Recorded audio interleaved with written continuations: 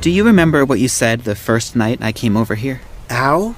Go slower? I met Santi at a luau party in October. I'm Santi. Damien. Santi wanted to make my first time special, so he booked us a room. I got champagne, the whole 9 inches. And it was perfect. I remember in the shower afterwards, I couldn't stop grinning. Until I got out of the bathroom and Santi was gone. And not just, I busted a nut and I'm going home, gone. Santi has been missing ever since. Hey, man. What are you into? I have the hookup. The hookup? What is that? Poppers? Like, a ton of poppers. Why are there so many poppers? Not just any poppers. Like, no matter how hard I try, all roads lead to... The hookup. You think it's causing people to turn aggro? I'm gonna rip your arms off and use them to... Yeah, that's a word for it. I'm solving a mystery through sex and haven't made a private dick joke until now? This is such terrible representation. I'm so sorry. Mama always used to say, God gave me gumption in place of a gag reflex. No? My psychiatrist didn't laugh at that one either. Listen to The Hookup on the iHeartRadio app, Apple Podcasts, or wherever you listen to your favorite shows. Haha, save it for the podcast. Podcasts are kind of gay. Boom, there you go. That was a trailer for iHeartMedia and Blumhouse Television's The Hookup, a hilarious, risque mystery thriller podcast starring the one and only, as you see on my screen.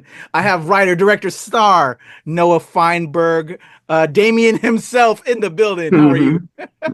I am great. I'm great. How are you? I am wonderful. Thank you for your time. And I'm Kuya P. This is Nerds Rule the World. I'm nerding out right now because I feel like Damien is like my soul right now. I've had a hilarious time watching the first 3 episodes and lead up to me talking to Noah right now. And he has my heart as he tries to find out what happened to the failed hookup. Well, to Santi, which we'll talk all about that in a second. Right. Thank you, Noah. Thank you for your time. How did this germ of an idea hit you in the head? Or as they like to say with Einstein, the apple hit him in the top of the head and then, you create relativity. How did the hookup come to you? Yeah, so we're 5 years ago now, I think. Blumhouse made this deal with iHeart to produce, a slate of fiction, horror genre audio dramas. And I thought it was a great opportunity to see if I could write one of them. And so I was thinking, what is a real life horror?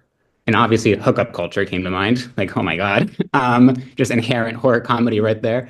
And so, the story kind of came together from the germ being, what if every episode kind of explores a different angle of hookup culture around one hookup? And then, the more I worked on it, the more the mystery kind of came to the forefront. And I wanted to keep it also thoroughly Blumhouse. So I wanted to keep some element of, genre in it. So, you kind of have that thriller element going on with he has this stalker coming after him. Kind of just as it goes on, the genres kind of twist a lot. Which I think definitely scratches my brain in a fun way. But, then I pitched this to the folks at Blumhouse, and they were very down. It was kind of different than the other stuff we were working on in the podcast space. And that was almost 5 years ago. When I started the project, I kind of have this whole day job with Blumhouse. So it was kind of like a weekend nights project for a while. Everyone here and at iHeart was super supportive of that, which I'm very lucky for. I love that. Love that for you. Congratulations. It's awesome. Blumhouse is what first caught my attention about it. And then when I dived into it, I was like, oh my gosh, I got to tell this to some of my other friends. So this is totally up their alley. Got that murder podcast thriller elements. And then especially my LGBTQIA friends, it has everything that we love and we enjoy. So I dig it. So we have 3 episodes right now. How many episodes in total is the podcast? There will be 10 of the season. Awesome. And so new episodes every week, or is it like a monthly? Every Friday. Every Friday they roll out. Wonderful. So you get the deal. You have your day gig, and they're cool with this, and you're doing this on the weekends. Tell me about putting this together, finding your friends and yourself to do it. You're a writer, but now you're gonna act and star and be the lead role in this. What was that like? Having so many hats, if you will. Right. Well, I mean, it was funny. The me starring in a thing was not the plan originally, but it just kind of came about and felt right, mostly because, there are a lot of similarities between myself and Damien, which is also frustrating because everyone thinks it's like fully me. It's just like a self-insert, which it's not. That was going to be a question later. How close is Damien to Noah? Well, here's what is the same. I mean, like the voice and the style and tone and sense of humor of him is very much me. But everyone thinks all the hookup stories are like directly mine. I'm like, guys, they're not. They're like only 8% mine. You kept it from us all this time. You were putting it into this. We know you are. Right. But I mean, it was on like when we were in the post production process of it. I became super happy that I was playing that role of Damien because there's just like a lot of pickups needed. He has like 75% of every episode, and just thinking about doing that with another actor and having to bring someone back in constantly, it would have kind of just been a nightmare. So it ended up really working in our favor. And I've always kind of wanted to be, one of my backup careers would be a voice actor. I always imagine being like the person that does like the bad anime dubs. But I just again, I'm really fortunate that Blumhouse and iHeart kind of took that chance on me to let me take a swing and do so many, wear so many hats. And I also think it speaks to the the medium a little bit. The audio podcast, I think, just because the investment and stakes are a little bit lower than like a TV series or film, you can take bigger risks and be weirder, which I love. It's, very much my wheelhouse. So yeah. Is it difficult writing a podcast for like other feature television radio work, or the radio space is obviously different? I'm more of a film TV guy, so, and I know you're a TV guy. So was it difficult to like kind of block this out and pattern this out? Yeah, and a lot of that was because you have that kind of ping-ponging Damien dialogue and then Damien in his head voice, and it was always like a big consideration, like making sure that would be distinguished, because if it wasn't, the whole thing doesn't work. Which of course I had to do it that way.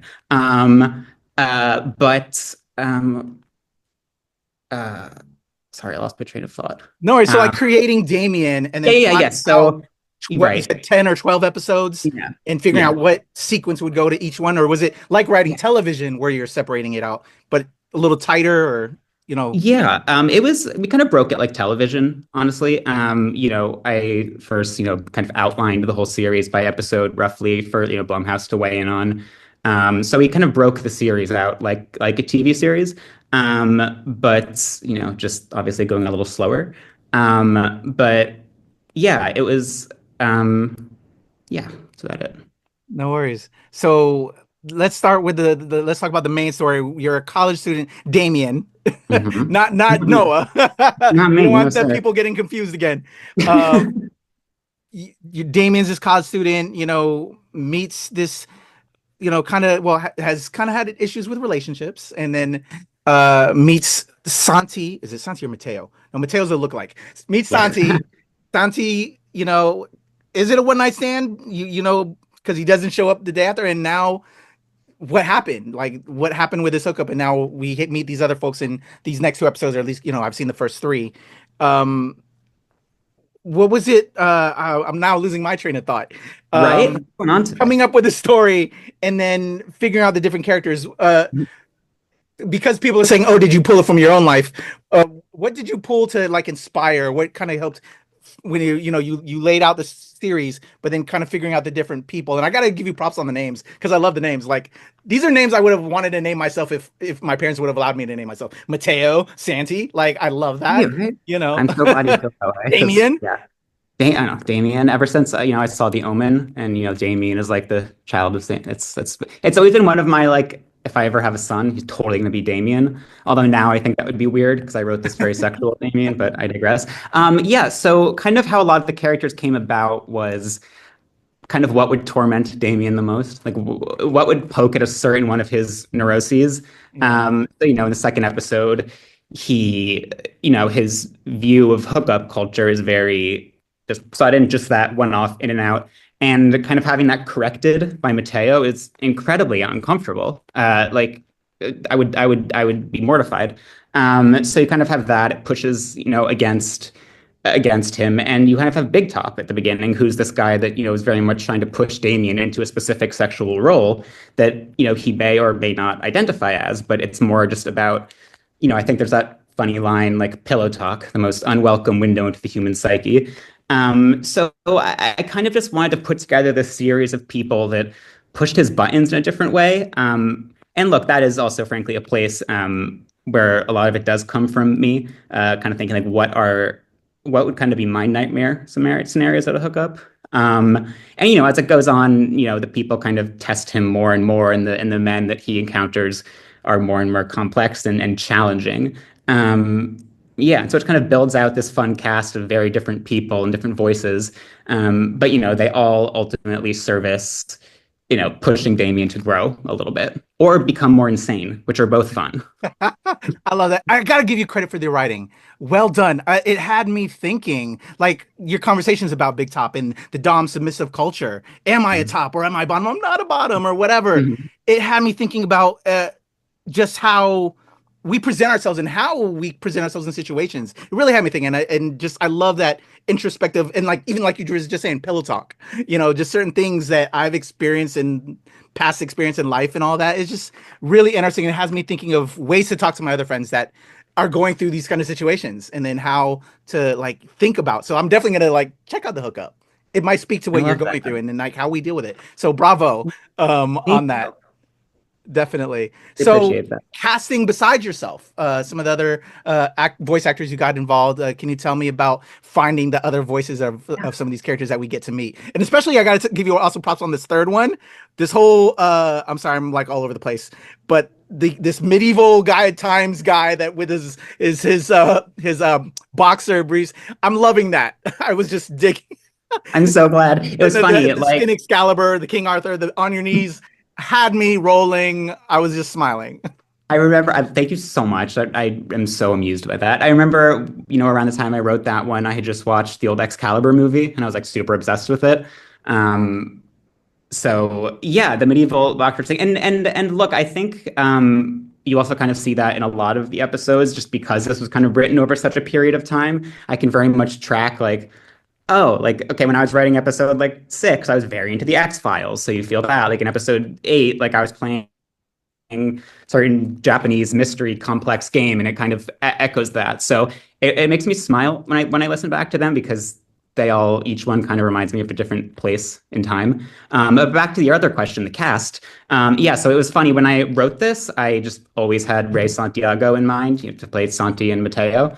I just thought he was great in Ash vs. Evil Dead. And so I was really jazzed. He was the first other person that we cast. And he was just great. He played both of those roles amazingly.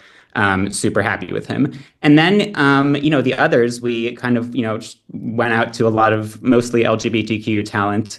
Then we got Scott Evans on board for the pilot, which, is definitely important to have really pack a punch in the beginning. And then, we just built the cast out from there. We had Augustus Prew playing, Elias, who you haven't met yet, but he's thoroughly deranged. You had Jeffery Self playing Bellboy, who just came in and nailed that. I think there's this one character, Wade, who's introduced in episode 4, who I think is the most emotionally meaningful to the story and to Damien. He was played by Nico Greetham, who we cast, we were able to cast him basically a day before he had to start recording. And so I was just super, super lucky to get this cast. And I think it helped also that it was during the strikes. And the podcasts were safe in the strikes. So there, there was more availability than there might have been otherwise. So the timing was very kismet. But it was very important to me to work with people that could just go with it, that could roll with the punches and, appreciate something that's weird and unconventional. And, just because, and the other issue, not an issue, but obstacle, was that because there's so many people, it's not really realistic to get them all together in the same room to do their scenes. So, it would kind of be like recording this scene with, Ray Santiago, but I'm not going to have Bellboy at the same time as him. So it's, making sure the lines match the person I recorded a week ago, and kind of cobbling it together like that, which is the disadvantage of having a giant podcast cast. But I loved that challenge, honestly. And I really liked the freedom it gave me in editing, to kind of make sure that the story is being told in the best way and I'm using the best takes and whatnot. AKA, I'm kind of a control freak, and that was all just a euphemism for that. I feel you on that. I love Yeah. that. Yeah. Let me remind everybody again that the Hookup is available from Blumhouse Television and iHeartMedia on the iHeartMedia app. Go check it out. The first 3 episodes are streaming right now. It's so much fun. Noah, I'm loving this journey I'm on. I can't wait for the next batch of episodes. I'm going to be tuned in every week. This is going to be, I live in the DC area, so I commute. And, we got to get our mind off of the hour-and-a-half commute to get into DC. So this is going to be what I'll be tuning in every week to just enjoy and smile. What do you hope people take from the Hookup? That's a good question. I hope people I just want people to have fun with it. And I want people to take away a kind of unique character, not just me. But I think there's such an intimacy to hearing what's inside someone's head too. And I think you don't really get that privilege with, when you're watching TV or whatnot. Every now and then there's the occasional, Veronica Mars has that VO that does the same thing sort of. But I want people to really experience this type of person, both in the sense of how he represents his sexuality, but more than that, just the type of person he is. I think it deals with mental illness as it goes on in a way that is legit, but also incredibly fun and really makes fun of him in a thoughtful way that, again, pushes him to dig into the uncomfortable feelings. And I just want people to relate to this character, and there are a lot of avenues for that. Even as it goes on, his interests and his history, it gets bigger and weirder and more eclectic. And I think there's a lot of entry points for people to relate to this character. Definitely. I kind of imagine you could put him in any story. That's the type of character I want to write. Someone who is kind of on their own, is a bit of an icon, feels like a weird thing to say, but someone that's so distinct. You could drop him in X-Files, you could drop him in Buffy, you could drop him in White Lotus, and it could work, and it would just be fun, chaos that spins off of that. Oh yeah, I would love that. White Lotus is my other favorite, binge right now. So definitely, I would love Damien to be in there. So having done this, it's out there. People are enjoying it and feeling the vibes. I'm totally feeling the vibe, Noah. Now that you've, have you wrapped on all episodes? Yeah. So we're in post. Yeah. So what are the vibes now that you've done this? That you're taking this energy, Hookup Part 2, or what are the feelings now that you kind of had this and it's out there and people are loving it? I'm sure they're going to be hey, Noah, can we get some more? Or, Well, it's funny. When it first dropped and the first episode is out, I was a little self-conscious. I was very oh my God, I just put out this thing to the world that's detailing kind of my sex life. Oh my God.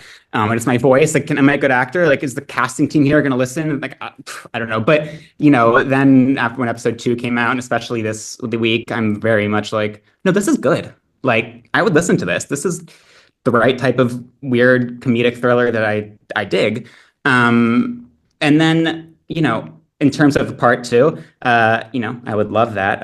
I will say, some things are left a little bit open-ended, in the hopes of, continuation. But we'll see. I think it all depends on, if we can engage people, long enough with the entry point, but also keep them as it kind of switches through genres and becomes something a little bit different and more thriller sci-fi adjacent, actually. So, that's a challenge, I think, getting everyone to stick through a bunch of different genres, so to speak. But yeah, I very much envision, life beyond this for Damien and where he would go, both from just a fun plot perspective, but also how do you push this character? Imagine Damien a year from now, how is he different? What has he learned? How has he developed? And that's definitely something that, just when I think about it, is pulled from myself. Think about Noah in his college years versus Noah now. How have I developed in my, dating life and relationship life and just my own sexuality and identity? And that's always kind of been the guiding star for building out Damien. But to answer your question, yeah, I definitely imagine life beyond this season. Well, I got to tell you, Noah, I was about to say Damien. Well, it's funny. No, My therapist listened the other day, and then in my last session, he literally called me Damien. Oh God, my nightmare has happened. Well, Noah, thank you for this. As a creative, as a fan, I am so entertained. I truly enjoy it. I love the writing. I love the introspective nature of it, and just the characters. It's awesome. And your voice that you brought up a second ago when you were saying, "Am I gonna be okay?" Because you're dude. I love it. I love you in this. I love your voice in this, and just everything about it. I cannot wait to see the next Noah Feinberg project, whether it's Hookup Part 2 or something else. I'm going to be a fan of yours, Noah, and I can't wait to see what you're going to do next, man. Thank you. Thank you so much. You're gonna make me cry, but I'll wait till I'm off camera for that. I'm an empath too. I was crying at an interview yesterday, so so I won't do that. But all the love, my friend. I think as creatives, and us fellow creatives, we got to definitely show support, especially because the world right now is shit. Excuse my language. So when I see other creatives, I gotta send love. So I'm sending all the love. Thank you. I feel it. Thank you. I'm back at you. I appreciate you.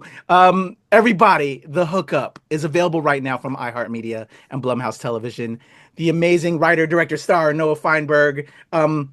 Again, I'm a super fan. As you do those other projects, please come back so I can give you your flowers, and hopefully Hookup Part 2 or whatever it is. I'm just a fan now, Noah. So thank you for your time. Thank you. You'll be the first to know. Oh, you're the best. The amazing Noah Feinberg, y'all. I'm Kuya P. This is Nerds Rule the World. All right, there's a cut.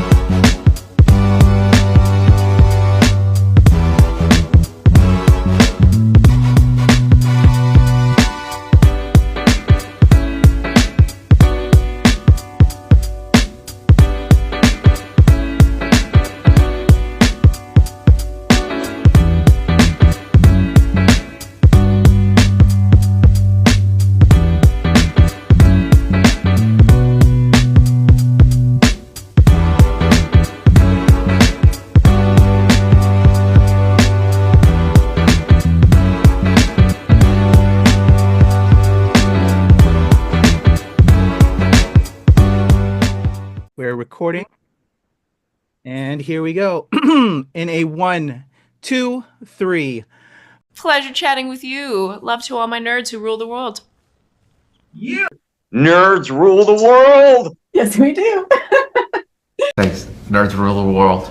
Thank you. I love the nerds ruling the world, so more power to you.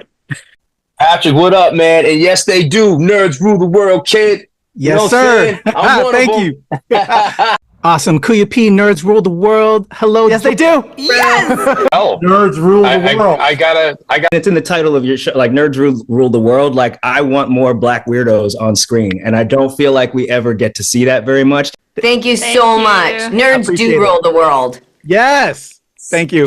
Thank you, Nerds Rule. Love it. It's your boy Kuya P, Nerds Rule the World. Thank you so much, guys. I appreciate you. Do. They rule the world all right. Yes. Take care, Tony. Thank you, guys.